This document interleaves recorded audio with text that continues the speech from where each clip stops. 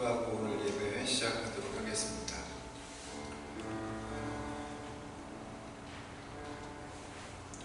한 주간 동안 당신의 크신 품에 품어주셨다가 주의 성전에 우리를 불러주신 사랑의 하나님 감사합니다. 이 시간 주님 옆에 예배드린 저희들 마음 받아주시고 한 주간 동안 주님께서 아버지 지켜주신 삶을 감사함으로 찬양하며 예배하는 시간이 되게 하옵소서. 여기나 한 주간 동안 하나님 앞에서 아버지 어려움이 있었다면 또 힘든 일이 있었다면 주님 이 시간 우리의 마음을 만져주시고 새 힘 허락하여 주셔서 이 성전을 나갈 때는 다시 한번 하나님 독수리처럼 강건하게 힘을 얻고 나가는 저희들 되게 하여 주옵소서. 우리 성도님들 어느 곳에 있든지 하나님께서 눈동자같이 지켜주시고 하나님께서 이 예배 처음부터 마지막까지 시종을 주관하여 주옵소서. 주께서 이 시간 우리 가운데 임재하여 주시옵소서. 예수님의 이름으로 기도드립니다. 아멘. 우리 찬양 같이요.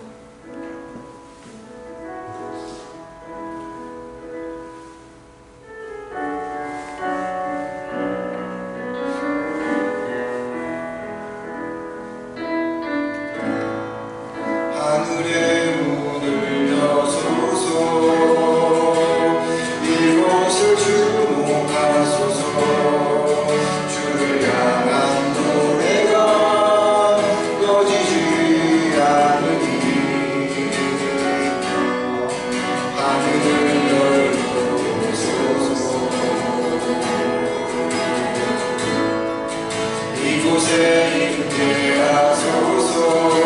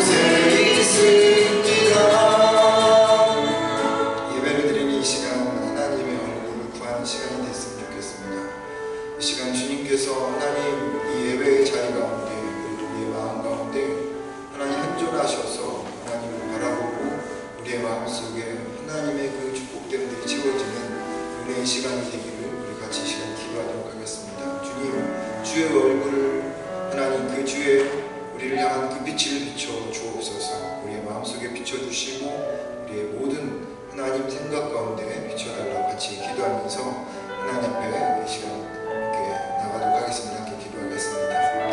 하나님, 이 시간 주님 앞에 기도합니다. 주여, 주의 임재를 구합니다. 주의 얼굴을 우리를 향해서 하나님 비춰 주옵소서. 바라고 원하는 것은 우리의 마음 가운데 주의 빛이 환하게 비춰지게 하여 주옵소서. 그래서 하나님, 우리의 마음속에 있는 모든 것들이 다 사라지게 하시고 오직 주의 영광만이 하나님 가득 채워지는 그런 시간 되게 하옵소서. 주의 영이 우리의 마음 아버지 운행하게 하여 주옵소서. 이 예배의 자리 가운데 함께 하여 주옵소서. 하나님이여, 바라고 원하옵기를 주님이 기뻐하는 자들이, 하나님이 아버지 하나님 사랑하는 자들이 아버지 하나님 앞에 예배를 드릴 때 주님 앞에서 하나님의 참으로 주의 얼굴을 보고 주의 지성소에 나갈 때 주께서 아버지 우리를 향해서 주의 보혈을 뿌리는 그런 놀라운 경험들을 하나님 우리가 되어지게 하여 주옵소서. 사랑이 많으신 아버지 하나님, 우리의 인생 속에서 하나님밖에 없으면 우리가 의하고 또한 아버지 것을 우리 경험하는 저희들 되어지기를 소망합니다. 이 시간 그래서 주님께서 아버지 하나님 우리의 삶의 모든 것 대신으로 우리의 입술의 고백에서 하나님 당신밖에 없다고, 하나님 이 시간 주님이 나의 주인이시라고 고백하는 놀라운 시간 되게 하옵소서. 주께서 이 예배에 온전히 하나님의 순간순간 그것을 우리의 마음속에 깊이 새겨주시기를 소망하고 예수님의 이름으로 기도드립니다. 나 무엇과도 주님을 바꾸지 않으리. 다른 어떤 은혜 구하지 않으리. 오직 주님만이 내 삶의 도움이시니 주의 얼굴 보기 원합니다. 다시 한번 나 주님 무엇과도 주님을 바꾸지 않으리. 다른 어떤 은혜 구하지 않으리. 오직 주님만이 내 삶의 도움이시니 주의 얼굴 보기 원합니다. 주 주님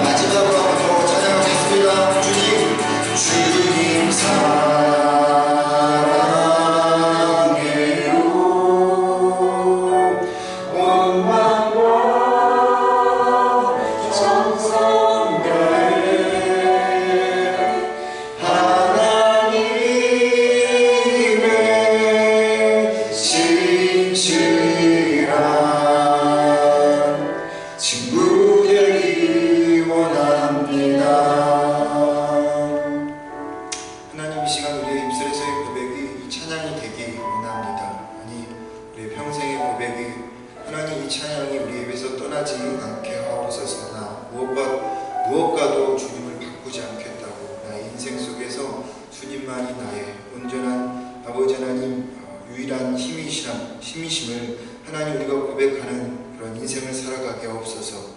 주여 바라고 원하옵기는 이 시간 이 예배 가운데 하나님 다시 한번 그것을 경험하고 느끼는 복된 시간 되게 하옵소서. 예수님의 이름으로 기도드립니다. 아멘. 여호와는 죽이기도 하시고 살리시기도 하시며 스올에 내리기도 하시고 거기에서 올리기도 하시는도다. 여호와는 가난하게도 하시고 부하게도 하시며 낮추시기도 하시고 높이시기도 하시는도다. 가난한 자를 침투해서 일으키시며 빈궁한 자를 구름더미에서 올리사 귀족들과 함께 하시며 영광의 자리를 차지하게 하시는도다. 땅의 기둥들은 여호와의 것이라 여호와께서 세계를 그것들 위에 세우셨도다. 아멘. 찬송가 일어나셔서 1장 보시겠습니다.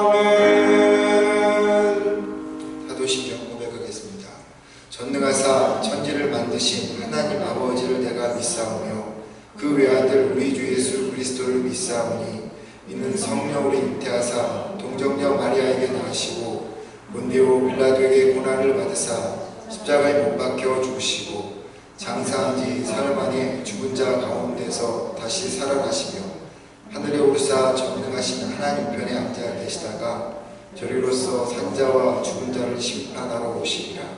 성령을 믿사오며 거룩한 공예와 성도가 서로 교통하는 것과 죄를 사하여 주시는 것과 몸이 다시 사는 것과 영원히 사는 것을 믿사옵나이다. 아멘. 447장 이 세상 끝날까지 찬양하겠습니다.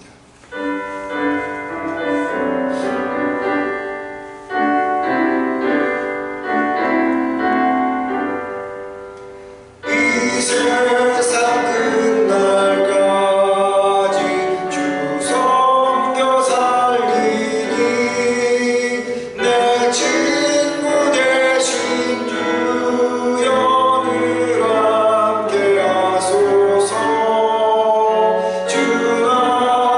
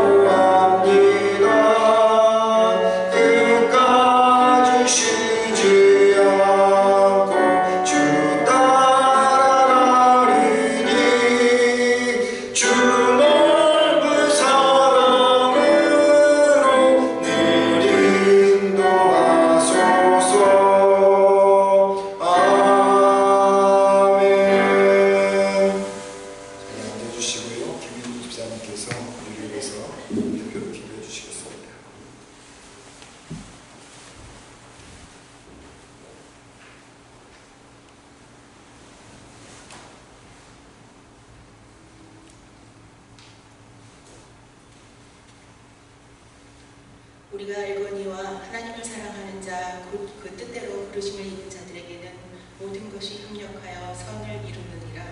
아멘. 하나님 아버지, 저희를 예배의 자리로 예배 가운데로 인도해 주시니 감사드립니다. 함께 성전에 모여 찬송하고 예배 드릴 수 있음이 얼마나 귀하고 감사한 일인지 새삼 깨닫습니다. 하나님 아버지, 저희는 편안하고 좋을 때는 하나님을 잊고 멀리할 때가 많이 있음을 고백합니다. 힘든 일이 있고 고난이 찾아와야 하나님을 찾고 또 부르짖습니다. 그래서 고난이 저희에게 유익이 되고 복이 됨을 믿습니다. 하지만 잘 알면서도 저희는 고난이 오는 것이 두렵고 피하고 싶습니다. 그러나 하나님은 저희에게 감당치 못할 고난은 주지 않으시며 또한 이 고난은 저희를 벌주거나 죽이기 위함이 아니요 저희를 살리기 위하신 것임을, 저희에게 영원한 생명을 주시기 위하신 것임을 잘 알고 믿습니다. 그러므로 편안한 가운데 더욱 감사하며 어려운 상황이 올 때 더욱더 하나님께 가까이 가기를 원합니다. 하나님 아버지, 이제 길었던 코로나 상황이 백신 덕분으로 조금씩 나아져가고 있음을 감사드립니다. 하지만 저희는 내일 또 어떤 일이 일어날지 모릅니다. 세상의 모든 주권 하나님께 있음을 고백하오니 어떠한 상황과 환경 가운데서도 오직 하나님께로만 저희의 마음과 생각을 맞추고 늘 감사함으로 살아갈 수 있도록 도와주시옵소서. 오늘 예배를 위해 기도합니다. 작은 인원으로 소권 가운데 드려지는 예배이지만 여기 모인 저희 모두의 마음 다 해서 드리는 예배이오니 기뻐 받으시며 저희의 생각과 모든 염려, 근심 다 주님께 내려놓고 오직 성령님의 도우심으로 저희의 마음을 열고 살아계시는 하나님 만나는 귀한 시간 되어지게 도와주시옵소서. 곧 유아부와 유치부, 주일학교, 뉴스, 청년, 장년부 모두 함께 모여 힘차게 찬양하며 예배드릴 수 있는 날이 속히 오기를 기도드립니다. 말씀 전하시는 담임 목사님께도 더욱 강한 성령님의 능력과 인도하심으로 하나님의 말씀을 대변케 해주시고 저희들 아멘으로 받아 한 주간 동안 사는데 힘이 되어지게 인도하여 주시옵소서. 참석하지 못한 교우들이 있습니다. 같은 은혜를 베풀어 주시고 몸이 아픈 교우께 하나님의 치유의 손길로 빠른 회복이 있게 하시며 마음이 힘든 교우들이 있으니까 하나님의 위로와 평강이 있게 하여 주시옵소서. 시작하는 시간입니다. 마치는 시간까지 오직 주님 한 분만 영광 받아 주시옵소서. 감사드리며 예수님 이름으로 기도드렸습니다. 아멘.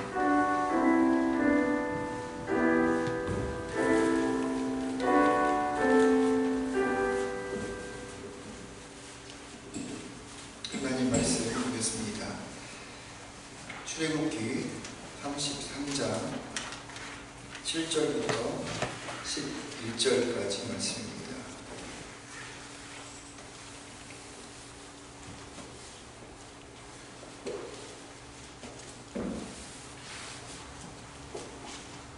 출애굽기 33장 7절부터 11절까지 한 절씩 저랑 교독하겠습니다. 제가 먼저 읽겠습니다. 출애굽기 33장 7절부터 11절까지입니다. 모세가 항상 장막을 취하여 진 밖에 쳐서 진과 멀리 떠나게 하고 회막이라 이름하니 여호와를 앙무하는 자는 다 진 바깥 회막으로 나아가며 모세가 회막으로 나아갈 때는 백성이 나가 자기 장막 문에 서서 모세가 회막에 들어가기까지 나아가며 모세가 회막에 들어갈 때 구름 기둥이 내려 회막문에 서며 여호와께서 모세와 말씀하시니 모든 백성이 회막문에 구름 기둥이 서 있는 것을 보고 자기 장막에서 서리하며 같이 읽겠습니다. 사람이 자기의 친구와 이야기한 같이 여호와께서는 모세와 대면하여 말씀하시며 모세는 진으로 돌아오나 눈의 아들 젊은 수종자 여호수아는 회막을 떠나지 아니하니라. 아멘. 교회 소식 알려드리겠습니다. 오늘 예배에 참석한 여러분들 축복합니다. 좌우 뒤에 계신 분들 한번 인사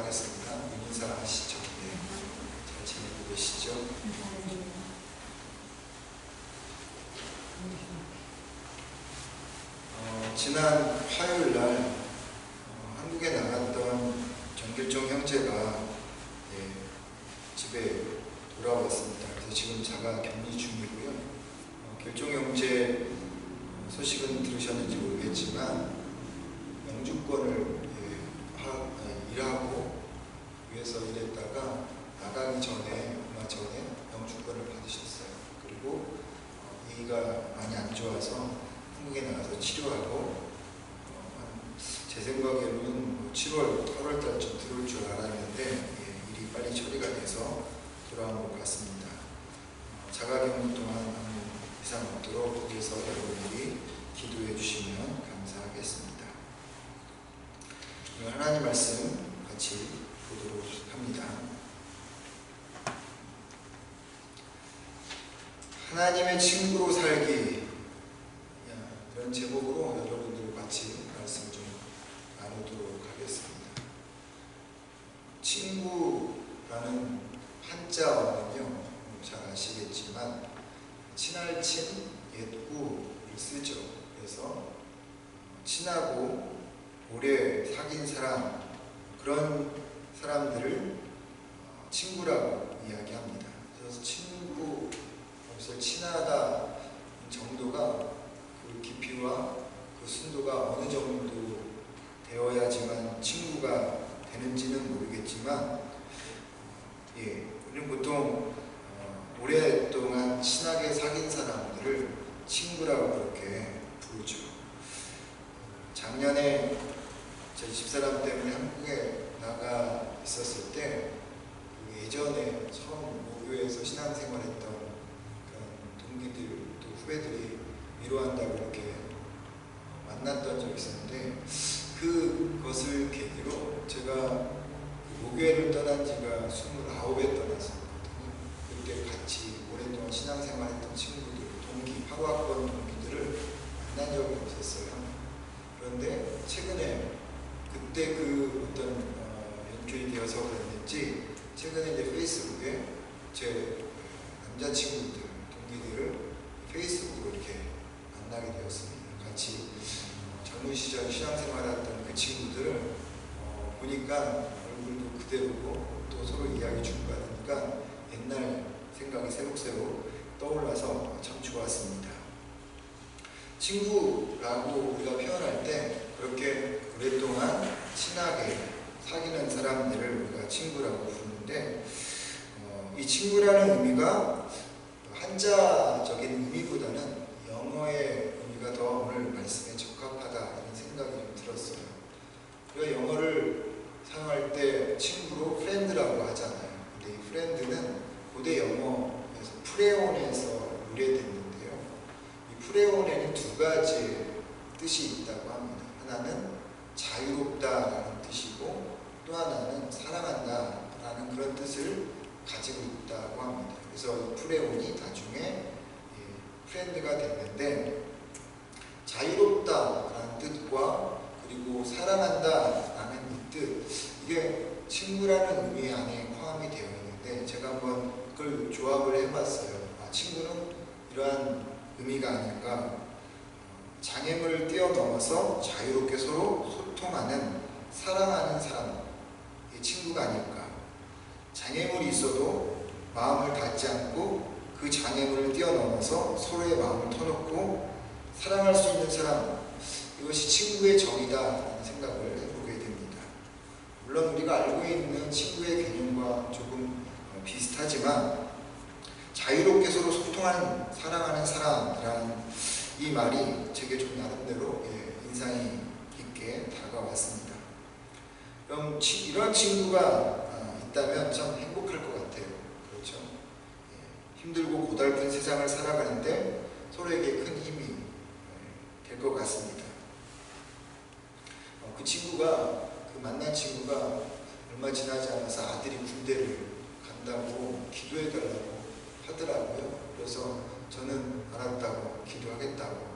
그리고 나서 그 친구는 잊어버렸을 것 같습니다. 근데 그때부터 지금까지 한 몇 달이 됐는데 제가 그 친구의 이름, 아들을 계속 부르고 기도하고 있거든요.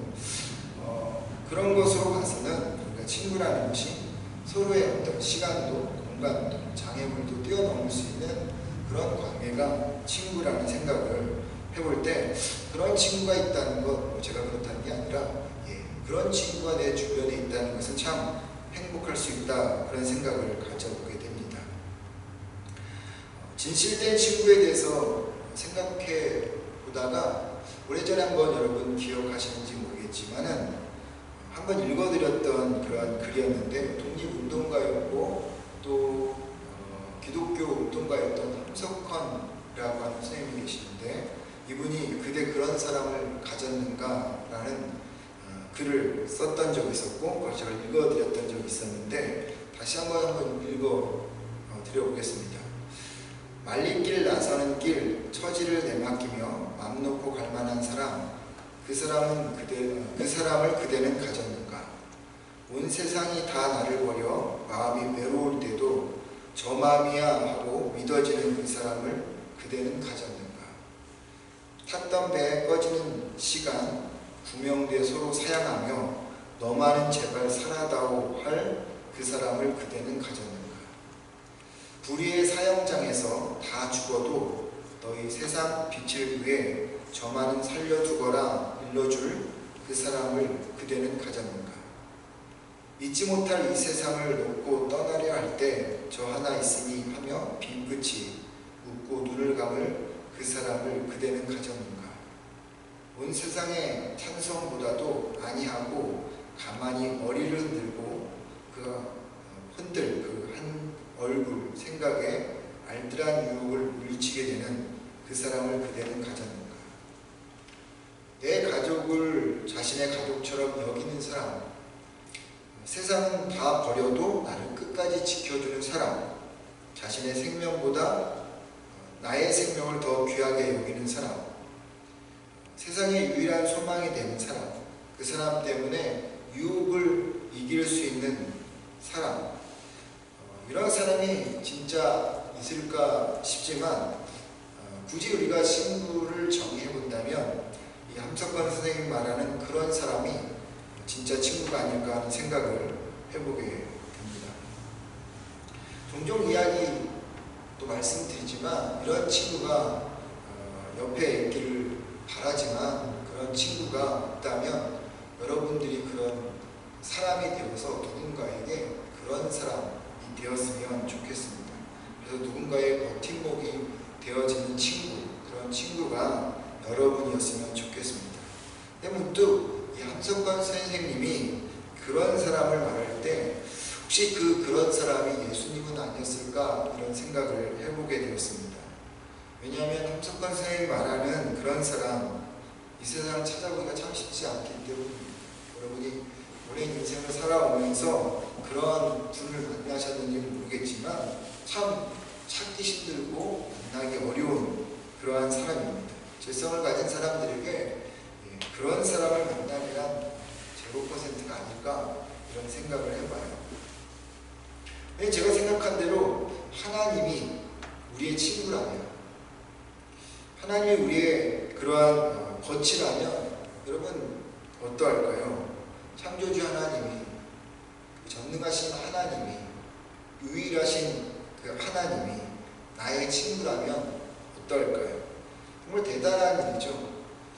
한 번도 만나본 적이 없지만 유명하고 이름이 나 있는 누군가를 세치 네치 걸어서 안다고 해도 나는 누구를 알아 라고 자랑하고 싶은 것이 인간의 속성인데, 그 전능하신 하나님이, 그 창조주 하나님이, 유일하신 하나님이 나의 거치라면 여러분 우리가 그 하나님으로 인하여서 얼마나 신이 나고 얼마나 자랑스러워하고 누군가에게 그 하나님을 자랑하고 싶은 마음이 들지 않겠습니까?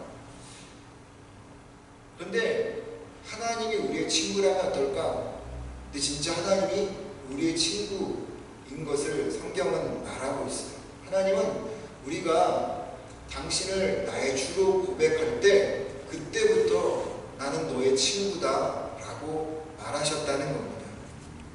그리고 하나님은 지금도 이 함석헌 선생님이 말하고 있는 그런 사람처럼 우리의 친구가 되어서 함께하고 계시다는 거죠. 성경이 이를 증명하고 있는데, 성경에 보면 여러분 하나님의 친구로 등장하는 사람이 두 명 있습니다. 누굴까요? 한 사람은 아브라함이고 한 사람은 모세입니다. 역대하 20장 7절 말씀에 보면 아브라함을 가리켜서 벗이라고, 하나님의 벗, 친구라고 가리킵니다.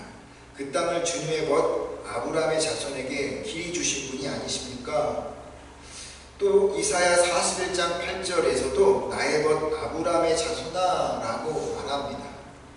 야고보서 2장 23절에서도 이에 성경에 이른바 아브라함이 하나님을 믿으니 이것을 의로 여기셨다는 말씀이 이루어졌고, 그는 즉 아브라함이 하나님의 벗이라, 친구라 인정을 받았다, 칭함을 받았다, 이렇게 야고보서가 이야기하고 있습니다. 아브라함이 하나님의 친구였고요. 또 한 사람 모세입니다. 오늘 본문에 나오죠. 11절에 사람이 자기의 친구와 이야기한 것 같이 여호와께서는 모세와 대면하여 말씀하시며 라고 이야기하고 있습니다. 하나님이 모세와 친구처럼 대면하고 있다고 하는 거죠. 7절 말씀에 모세가 항상 장막을 치하여 라고 이야기했는데, 이 장막은 회막을 말하는 것이고, 이 회막은 하나님과 대화하는 장소였습니다. 그렇기 때문에 이 항상이라는 이 부사가 우리 마음에 확 닿는 거죠. 친구라는 관계는 늘 항상 언제나 어느 곳이든 자유롭게 이야기할 수 있는 대상인데, 하나님은 모세를 늘 그렇게 생각했고 모세도 하나님을 늘 그렇게 친구처럼 여겼던 것이죠. 애굽을 나온 이스라엘 백성들이요 시내산 자락에 머물렀을 때 하나님께서 뭐라 이야기하냐면 성막을 지으라고 이야기합니다. 근데 성막을 짓기 전에, 그 성막은 이제 나중에 성전이 되어지는데 그곳에서 예배 드리기 전에 임시 거처로 회막을 짓습니다. 텐트를 만드는데 내가 거기서 모세와 함께 이야기하고 모세에게 계시하겠다 하고 말하는 그런 장면이 오늘 본문의 이야기예요. 하나님은 늘 그렇게 회막 앞에서, 성전에서 모세와 항상 대면하고 이야기했다고 하는 것이죠. 아브라함과 또 모세와 이야기하면서 자기의 속마음을 다 터놓을 수 있는 대상으로 아브라함을, 모세를 삼았다고 하는 것이죠. 자유롭게 대할 수 있고 언제 어디서나 대할 수 있는 사람, 그리고 사랑하는 사람으로 아브라함과 모세를 택한 것입니다. 근데 아이러니하게도 아브라함이나 모세가 하나님의 친구가 될 수 있는 그런 자격을 도덕적으로 따져보면 아니라는 거예요. 여러분, 아브라함은 아내를 팔았고 모세는 살인자였습니다. 도덕적으로 흠이 있었던 사람들이었단 말이죠. 그런데 하나님은 아브라함이나 모세를 흠이 있는 그를 친구라고 불렀다고 하는 것입니다. 근데 이것은 그렇게 도덕적으로 흠이 있고 문제가 있었던 이들을 하나님께서 친구라고 부르셨다고 하는 측면에서 우리에게도 참으로 올바르게 똑같이 적용되어지는 이야기다라는 생각을 해보게 됩니다. 영적으로나 도덕적으로 우리가 흠이 있는 사람들이죠. 그런데도 불구하고 하나님은 우리를 친구로 부르신다는 거예요. 우리와 허물 없이 소통하기를 원하시고, 설사 내가 하나님에 대해서 좀 섭섭하게 생각할지라도, 또 하나님에 대해서 좀 원망할지라도 하나님은 우리에 대해서 전혀 상관없이 동일한 사람으로 우리를 친구처럼 대하신다고 하는 것입니다. 그 하나님이, 그 창조주 하나님이, 그 전능하신 하나님이 나의 친구라면 여러분 정말 신나지 않겠어요? 아까도 말씀드렸던 것처럼 누구 유명한 사람이 나의 가까운 그런 관계가 되어진다면 여러분 신나서 누군가에게 막 자랑하듯이 전능하신 하나님이, 유일하신 하나님이, 그 하나님이 나의 친구라면 정말로 당연히 신이 나야 되겠죠. 당연히 기뻐하고 당연히 우리는 자랑할 수밖에 없다고 하는 것입니다. 그렇다면 하나님이 나의 친구가 되고 내가 하나님의 친구가 된다는 것은 어떤 의미일까? 이를 알려면 반드시 저는 요한복음 15장의 이야기를 알아야 된다고 생각합니다. 요한복음 15장은 여러분이 잘 아시듯이 포도나무의 비유입니다. 요한복음 15장에서 우리가 먼저 읽어야 될 구절이 있는데요. 14절과 15절입니다. 찾아서 한번 읽어볼까요? 요한복음 15장 14절과 15절입니다.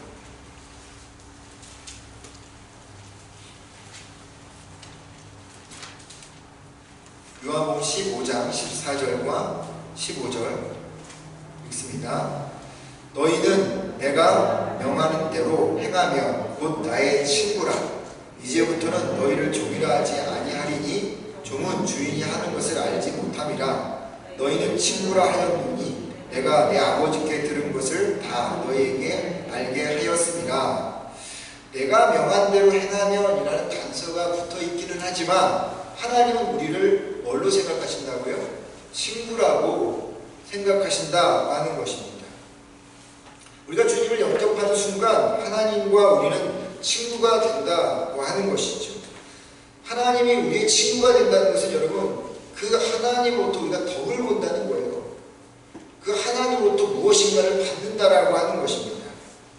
나의 힘이 곧 하나님의 힘이 나의 힘이 되어지는 것이고, 하나님의 성품이 나의 성품이 되어지는 것이고, 하나님의 가지고 있는 축복이 곧 나의 축복이 되어진다고 하는 것입니다.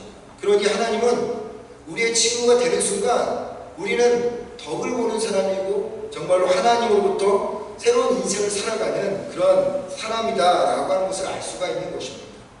성경은 분명히 여러분들에게 친구라고, 하나님의 친구라고 함석헌 선생님이 말하는 그런 사람이라고 이야기를 하고 있는 거예요.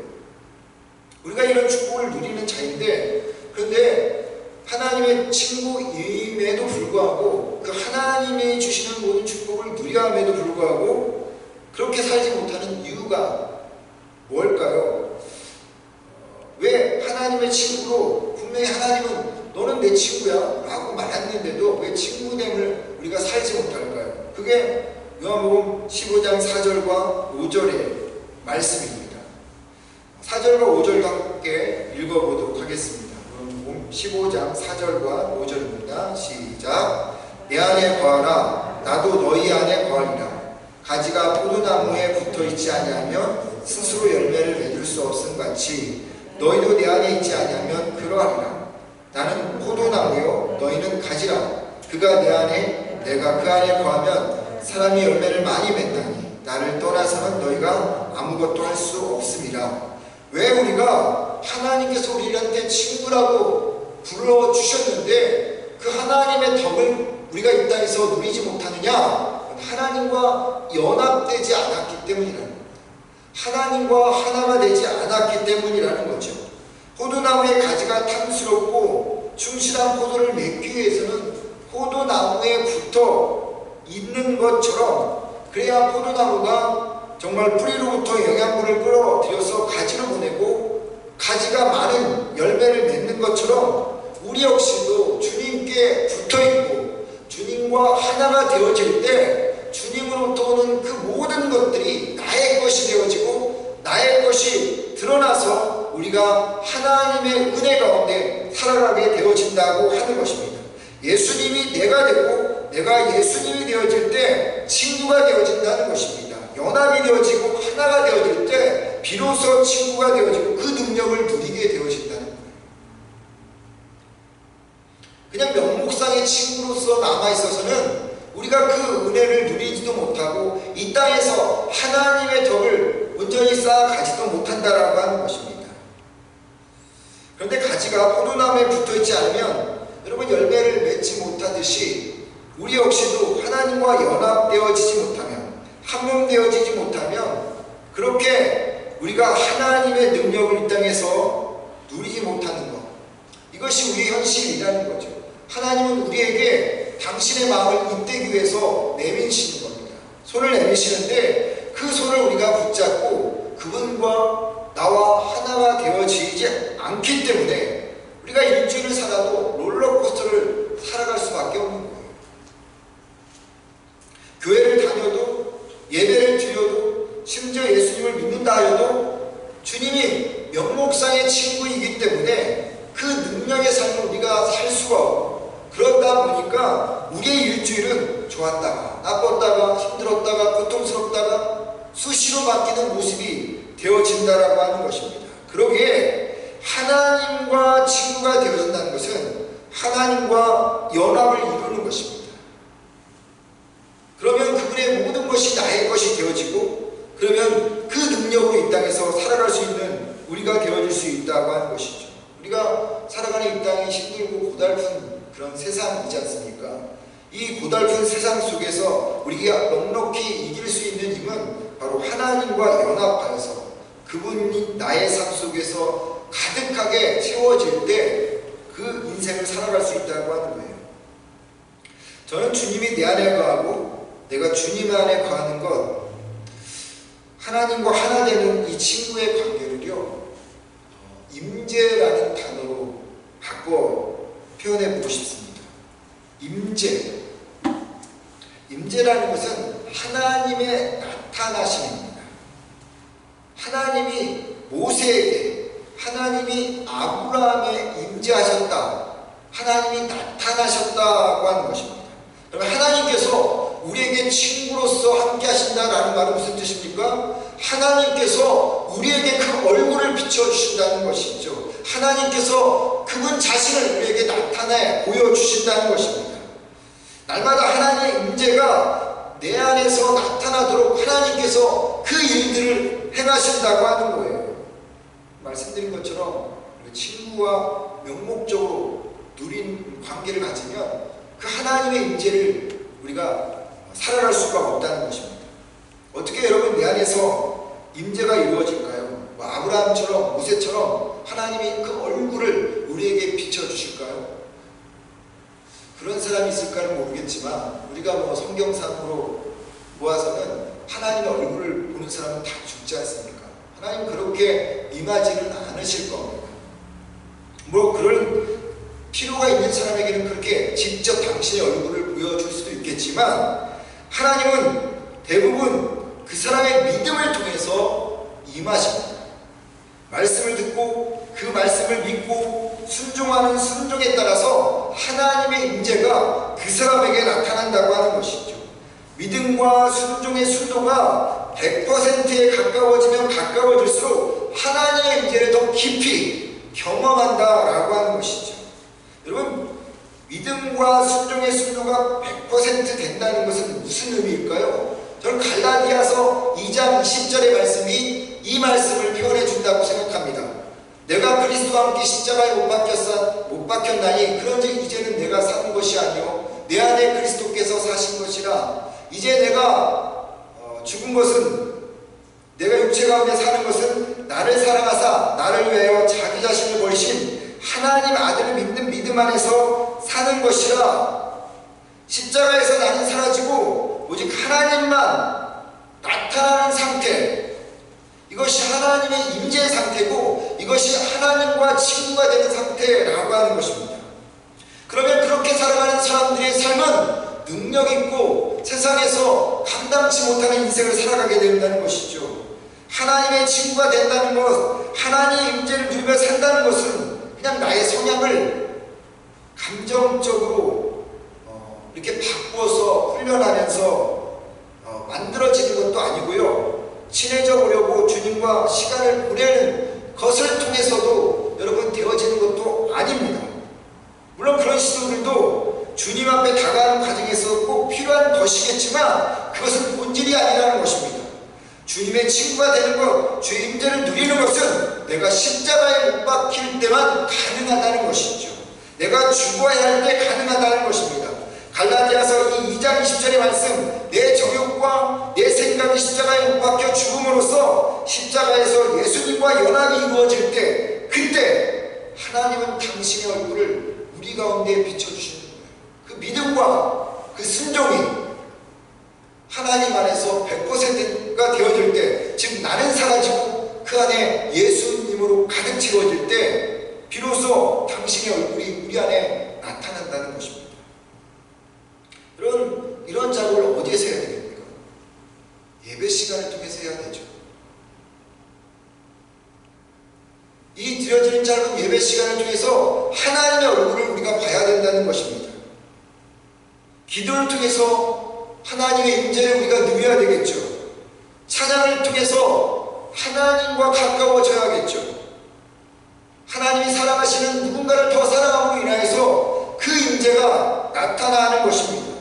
그렇게 믿음의 순도가 100% 되어 가는 과정을 이룰 때 주님은 우리의 안에 그 성령의 영으로 모든 것을 자유롭게 하실 것이고, 그렇게 영이 자유롭게 우리를 만들어지면 하나님과 우리가 잇대어질 수 있는 것입니다.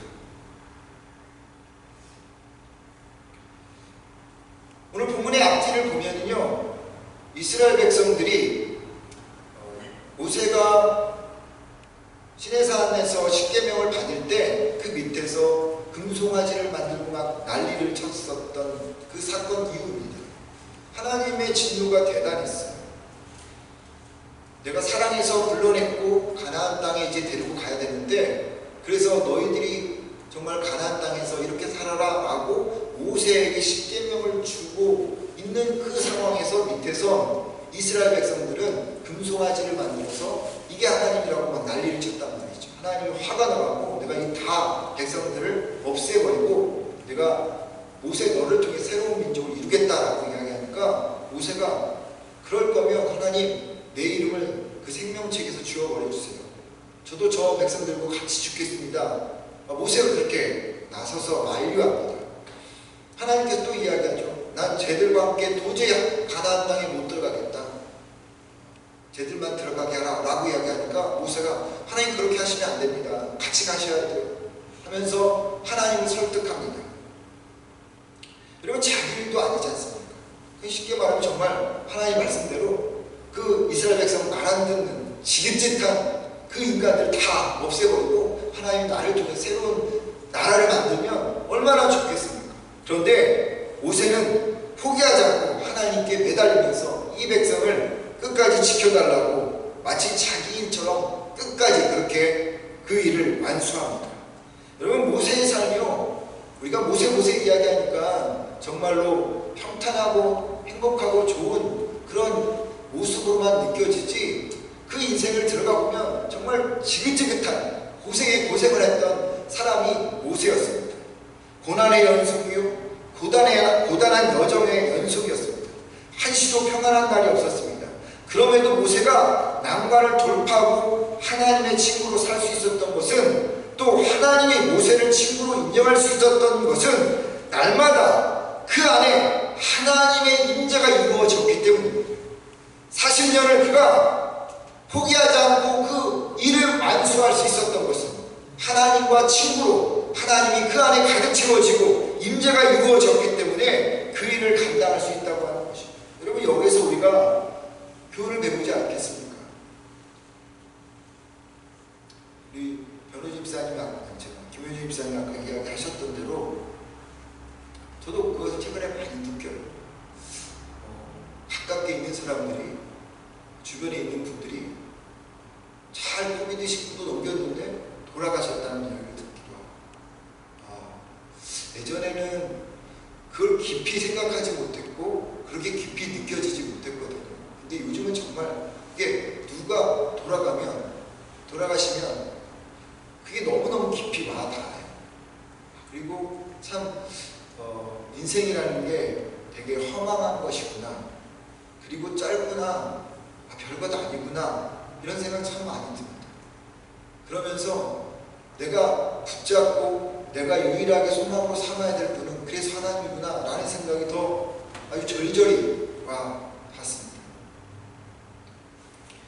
모세의 인생을 통해서 우리가 볼 수 있는 것은 그의 인생의 모든 여정 속에 고난이 있었고 아픔이 있었지만 그 고난 속에서 그가 하나님을 늘 구하고 그리고 그 임재를 경험하고 오늘 항상 장막을 취하여 항상 하나님과 대화했던 그 인생을 살았기 때문에 모세도 마찬가지 아니었겠어요?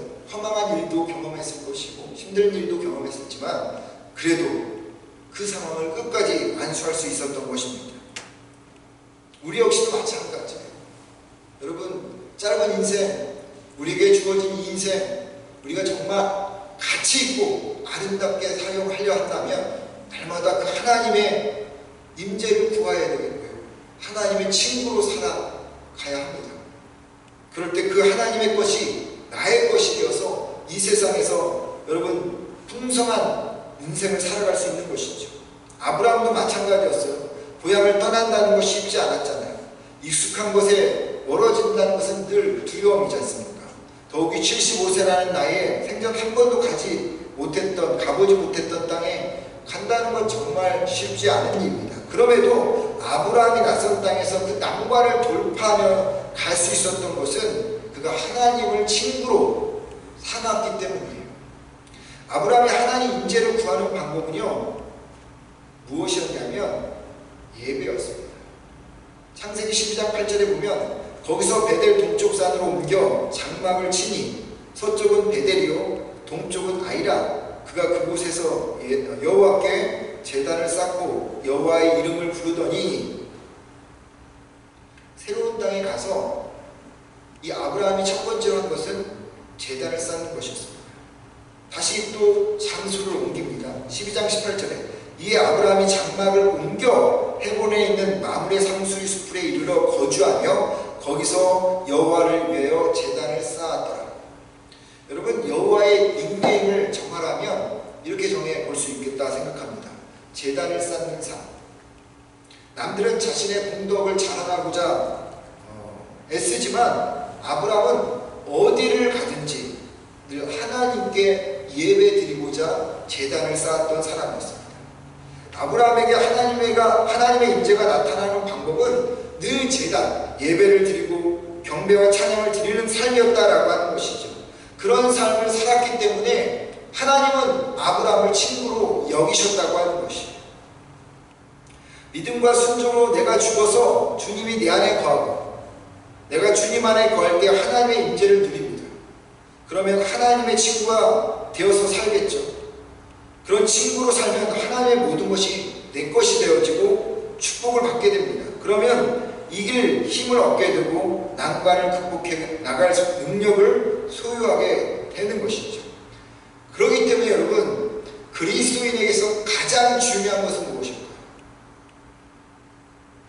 하나님이 내 안에 나타나는 것입니다. 즉 임재의 삶을 살아가는 것이죠. 하나님과 친구 되어지는 것입니다.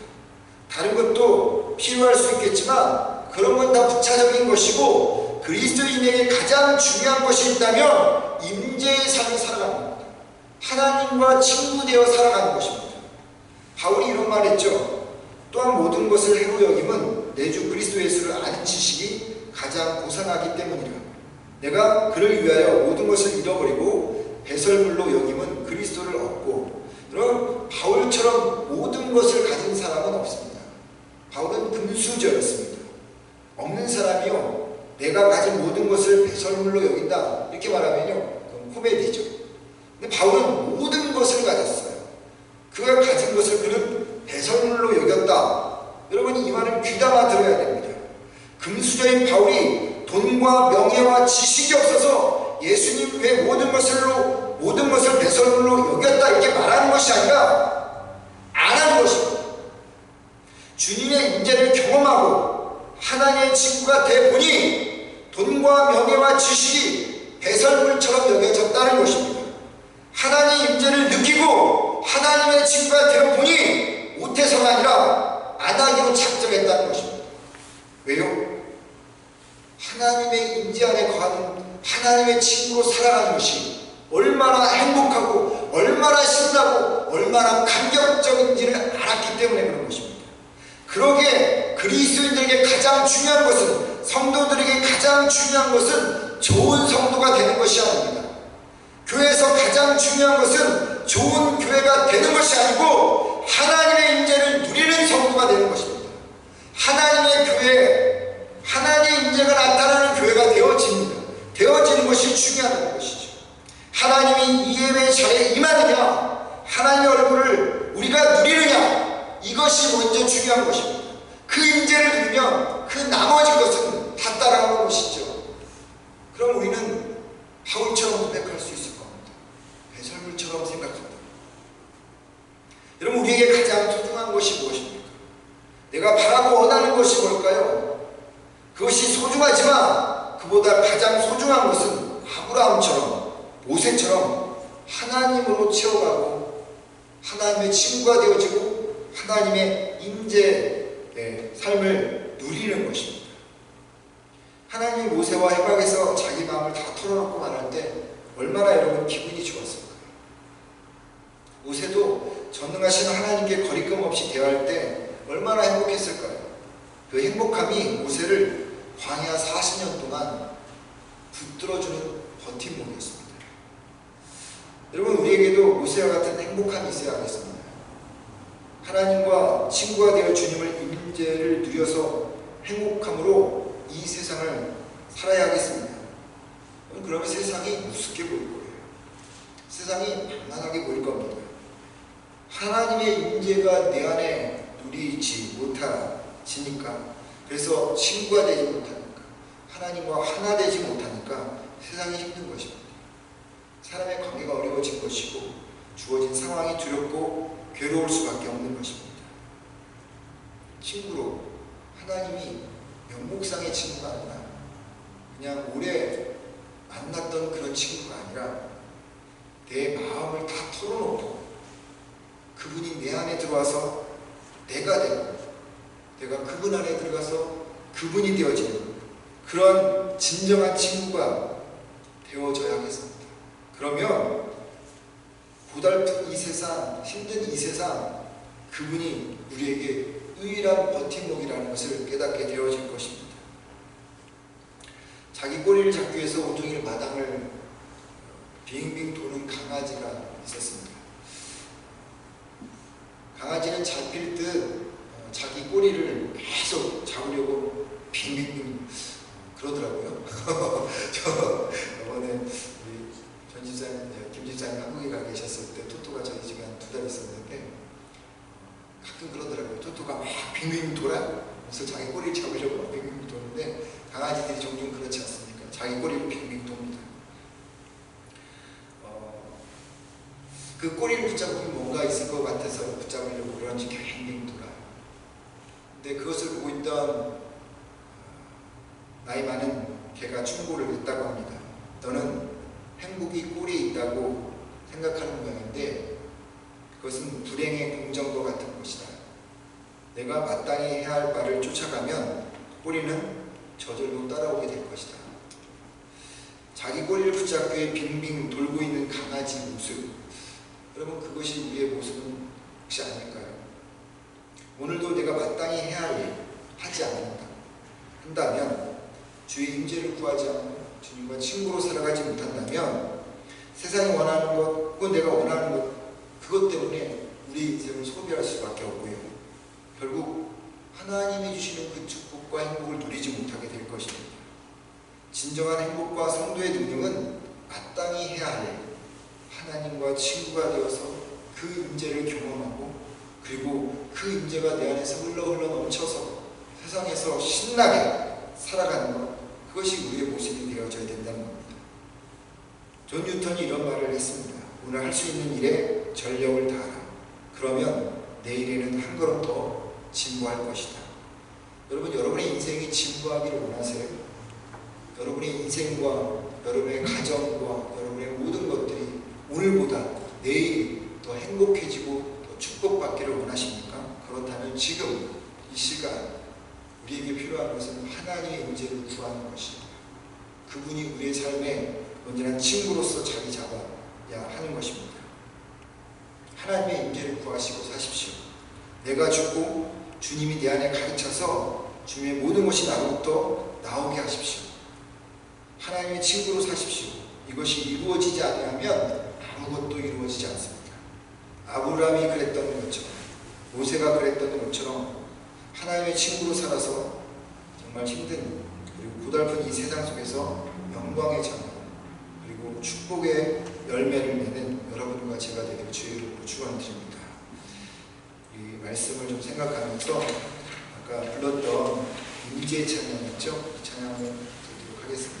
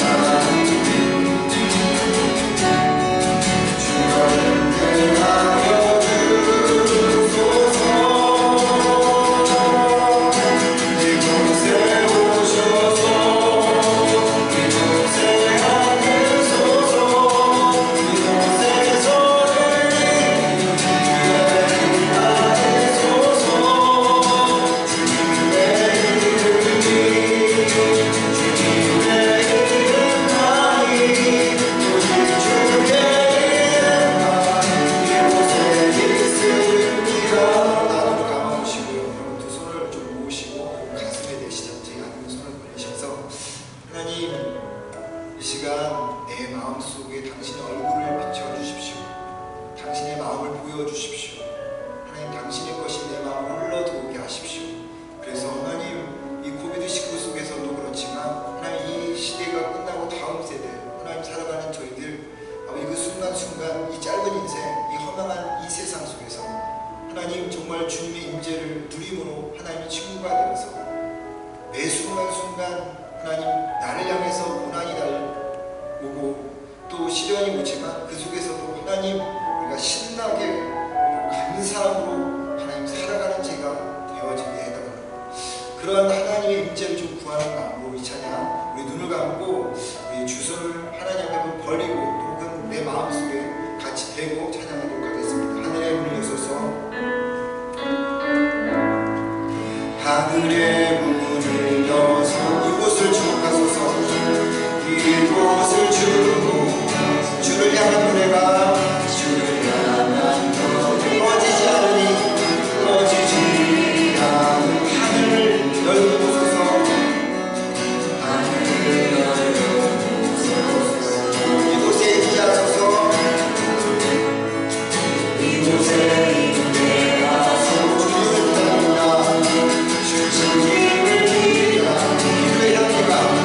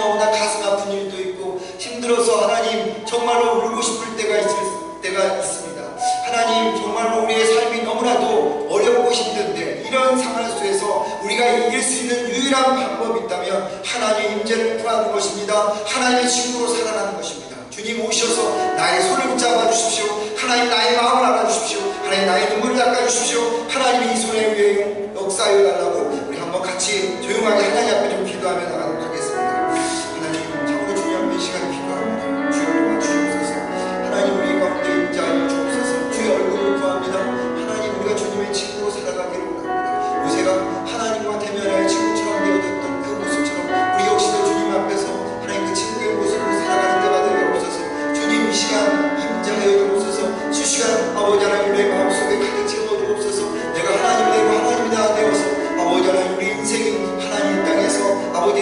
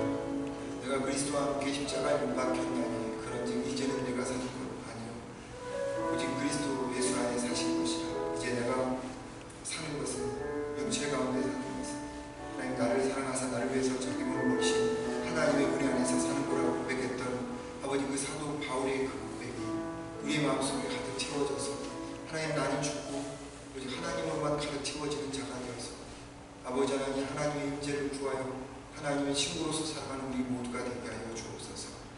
주여 우리가 사는 이 세상이 참으로 녹록하지 않습니다. 참으로 만만하지 않습니다. 그런데 주님이 우리의 친구가 되시면 하나님 이 세상을 우리가 신나게 살아갈 수가 있을 것입니다. 기쁘고 감사하고 살아갈 것이며 하나님 그것을 능히 감당하고도 남는 그런 우리가 되어질 것입니다. 이 한 주간 동안 아버지 하나님 당신의 임재를 구하고 당신의 얼굴을 구하고 주의 친구로 살아가는 우리 모두가 되게 하여 주옵소서. 예수님의 이름으로 기도드립니다. 아멘. 찬송가 430장 드리겠습니다.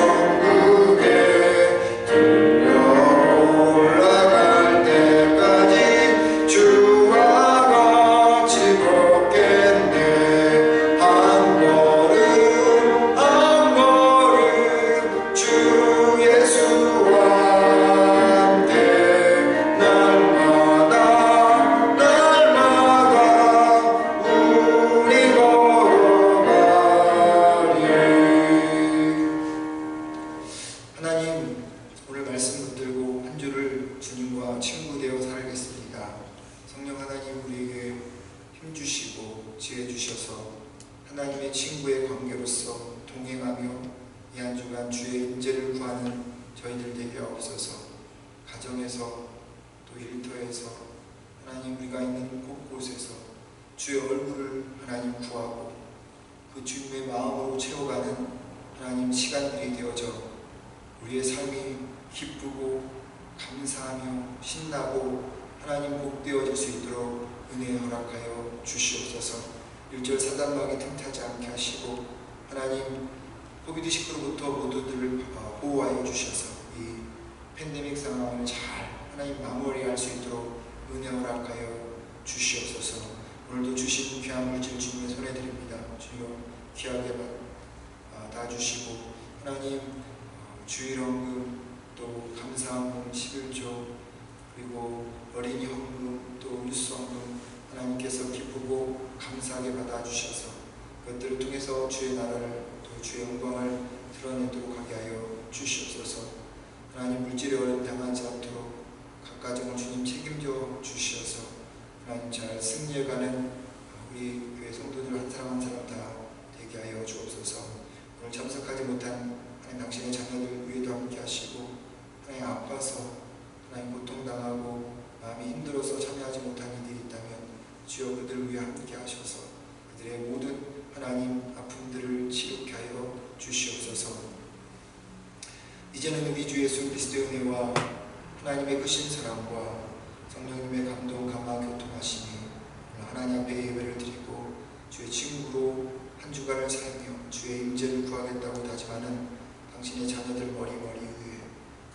가정과 그들의 자녀들 위해 하나님 또한 그들의 사업 위해 우리가 살고 있는 이 땅 하나님 밴쿠버와 또 이 땅의 모든 교회들 한국과 하나님 한국 모든 교회들을 위해 하나님 전 세계적으로 코로나19로 고통받는 모든 하나님 민족들을 위해 이제부터 영원토록 함께하기를 간절히 축원하옵나이다. 아멘.